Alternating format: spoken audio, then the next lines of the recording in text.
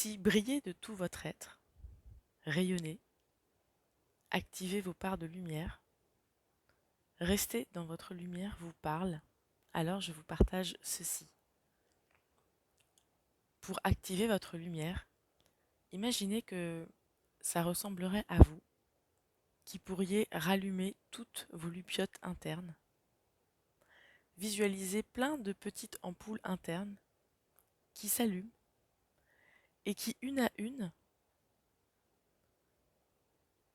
s'allument et illuminent tout votre être, comme l'intérieur de votre maison, et que vous diffusez ainsi de la lumière tout autour de vous, tout comme des lumières passent par les fenêtres de votre maison la nuit. Avant de vous expliquer une base fondamentale pour moi qui permet de rayonner et d'être dans sa lumière, à quoi cela sert-il? Pour moi, être dans sa lumière, c'est se remettre dans son énergie du cœur et pouvoir jouir de la vie avec légèreté, ce qui permet ainsi de vivre sa vie d'adulte avec ses responsabilités dans une énergie d'âme d'enfant, sans lourdeur, plutôt avec insouciance, foi et joie. Quand vous êtes dans votre lumière intérieure, vous émanez une énergie de lumière. En vibrant la lumière, vous attirez la lumière, donc des situations lumineuses. C'est la loi de la création. Ainsi, vous attirez à vous des situations naturellement joyeuses, abondantes, d'amour, dans lesquelles vous vous sentez à votre place, serein et confiant. Je vous partagerai l'exemple concret et très récent d'une personne que j'ai accompagnée depuis son burn-out. Et avant ça, j'ai envie de vous partager comment activer sa lumière sans forcer, sans opérer de grands changements ni bouleverser toute votre vie. Car nous pouvons croire que pour y parvenir, que cela demande beaucoup d'efforts, de mettre en place des exercices particuliers, d'utiliser des outils complexes. Oui, il y a des actions que l'on peut faire et qui nous aident à rester dans notre lumière. Mais c'est avant tout un état d'être. Et voici pour moi une des bases essentielles. Je peux instantanément activer une part de lumière dès que j'accepte de regarder sa part d'ombre qui lui est liée sans juger. Rien qu'en observant de manière neutre mes parts d'ombre, j'active alors en même temps ma lumière. En observant un de mes comportements mal axés, désaxés, je réactive au même moment de la lumière. Je mets de la lumière déjà rien qu'en mettant de la conscience sur une manière d'agir, de penser, de raisonner qui ne me rend pas heureux. Une dépendance affective, une tendance à me victimiser, une peur de rester seule, une trop grande exigence ou dureté envers moi-même, ma jalousie, mon besoin de me comparer, etc. Concrètement, si je prends l'exemple de la peur de ne jamais trouver l'amour, quand je focalise sur ma peur de ne jamais trouver l'amour, ma part d'ombre, ça peut être par exemple ma peur d'être seule. Je prends le temps d'observer ce à quoi cela me renvoie. Peur de finir seule, peur du vide, manque de joie à passer du temps avec moi-même, émotion de tristesse de ne pas mériter, de trouver l'amour, etc. Je regarde sans juger toutes mes peurs, mes ressentis, mes émotions désagréables, et j'accepte de les ressentir.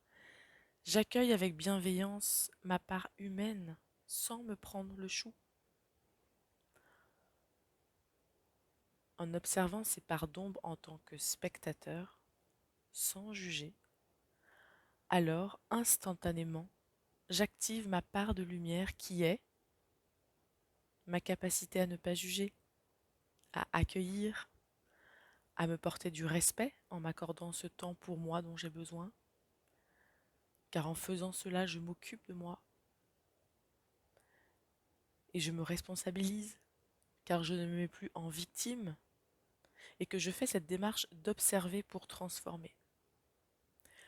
La liste pourrait être longue et ça dépend de chacun. J'ai pris un exemple concret pour apporter un éclairage sur ce que peuvent être les parts d'ombre et de lumière. Voilà comment, en travaillant en profondeur sur mes comportements qui m'empêchent de suivre mon plan de vie, en allant à la racine de mes conditionnements, mes peurs, schémas, empreintes, je peux une à une réactiver mes ampoules et faire la lumière dans ma maison intérieure. J'observe de manière factuelle que dans mon expérience que je fais de la vie humaine, j'ai été conditionnée par des manières de faire et de penser qui viennent de la famille, que j'ai prises par mimétisme en me construisant, des croyances que j'ai installées pour faire face à des situations. J'apprends que cela fait partie du processus de compréhension et d'accès à la connaissance pour déployer mes ailes et devenir ma nature profonde. Je comprends qu'il n'y a pas besoin de chercher un coupable, un bourreau, une victime, puisque cela fait partie de l'expérience et de mon plan d'incarnation pour développer des qualités dont j'ai besoin pour évoluer. Il y a juste à regarder ce processus comme un spectateur, aidant alors à se distancier de l'émotion à laquelle cela me renvoie et ainsi ne plus me définir et m'identifier à elle ou à ce que je vis ou ce que je traverse. Alors voici l'exemple de cette personne dont je vous parlais tout à l'heure. Après avoir démissionné suite à un épuisement professionnel, elle a dû prendre du temps pour se remettre, puis trouver un projet de reconversion professionnelle, le construire, puis se former à un nouveau métier afin de créer son activité à son compte. Depuis plus d'un an, elle passait son temps à peaufiner ses services, se décidait pour aller dans une direction puis changer d'avis, travaillait sur le profil de ses clients de cœur, construisait son plan d'action, trouvait en attendant des petites missions tout en continuant à planter des graines, en prospectant des clients, en retravaillant sa communication sur les réseaux. Pourtant, les mois passaient et rien ne s'enclenchait véritablement pour elle. Pas de contrat sérieux qui lui permette de dégager un chiffre d'affaires suffisant pour se rémunérer. Elle avait en chaque début de semaine le moral à zéro, avait peine à redémarrer ses actions et devait lutter contre ses peurs, ses doutes, le manque d'énergie, la motivation qui pouvait baisser sur le fait de douter, d'avoir pris aussi la bonne voie, la tristesse de faire des efforts sans parvenir à atteindre un résultat mérité et satisfaisant. Le temps défilait, et il y a un mois, il lui restait 3 semaines avant d'arriver à ses fins de droit avec le Pôle emploi et se demandait comment elle allait faire pour vivre et surtout si elle n'allait pas abandonner et retourner dans un poste de salarié, ce qu'elle me disait vivre comme un échec si elle devait en arriver là.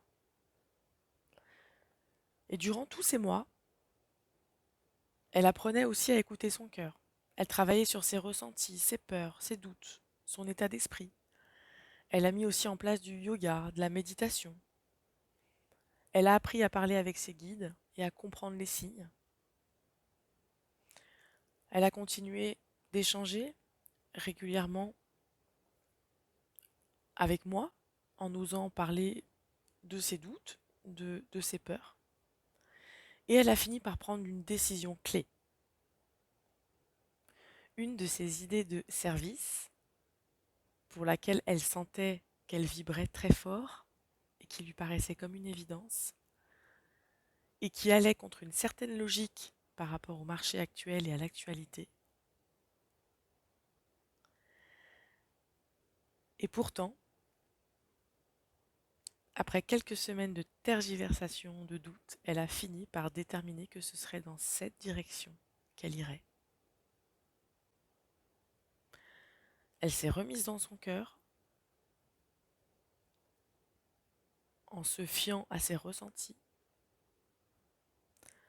Elle a continué à observer ses peurs. Elle a appris à ne plus les juger et simplement d'en prendre conscience. Et elle a focalisé son intention et son engagement de rester dans l'axe de son cœur. Une fois qu'elle s'est mise dans son cœur, en prenant le temps de faire ce travail d'observation en profondeur, elle a communiqué sur cette idée, donc sur son service, sur les réseaux. Et 2 semaines après, elle qui n'avait toujours pas de rentrée de chiffre d'affaires, elle a obtenu en 3 jours 3 propositions de contrat qui vont lui permettre de dégager un chiffre d'affaires au-delà de ce qu'elle espérait.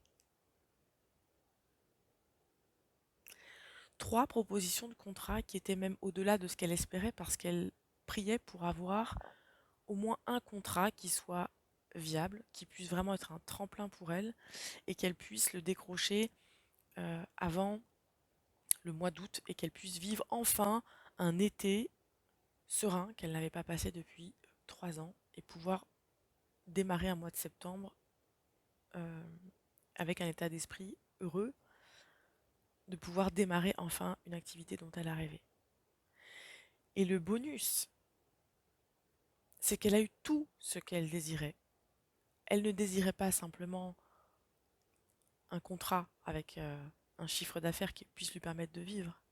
Elle rêvait de contrats qui soient sur les thèmes en lien avec sa passion. Elle voulait pouvoir enfin retrouver du lien social, des gens avec qui elle pourrait travailler, donc un espace de coworking.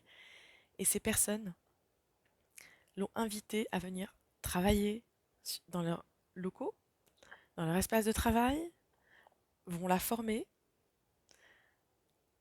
C'est des personnes qui lui ont proposé d'être dans une collaboration d'égal à égal et qui lui ont proposé de partir sur un prix qui soit juste pour tout le monde et de vérifier plusieurs mois après que ce prix sera toujours juste pour les deux parties. Elle a trouvé des personnes qui sont dans ses valeurs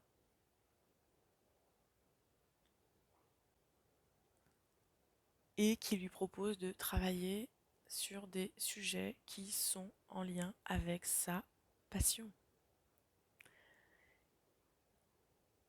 Bon, autant vous dire qu'elle brille de joie, d'excitation, de gratitude et de liberté.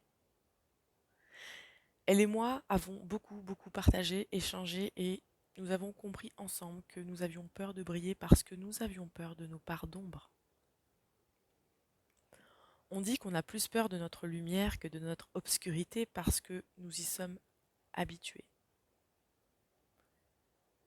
On peut se demander ce qu'il y a derrière la lumière car cela est inconnu. Il n'y a rien à faire de plus pour commencer et rallumer les étoiles que d'aimer et de remercier nos parts d'ombre comme des cadeaux, car elles nous montrent, elles nous permettent de voir ce qui n'est pas encore porté à notre conscience. C'est magnifique.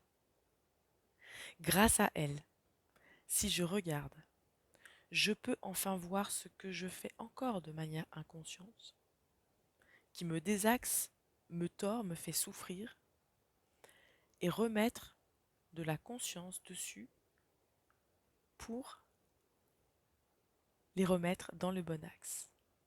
Et c'est tout.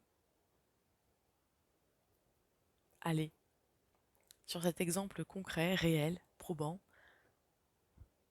je vous envoie plein de lumière. À bientôt.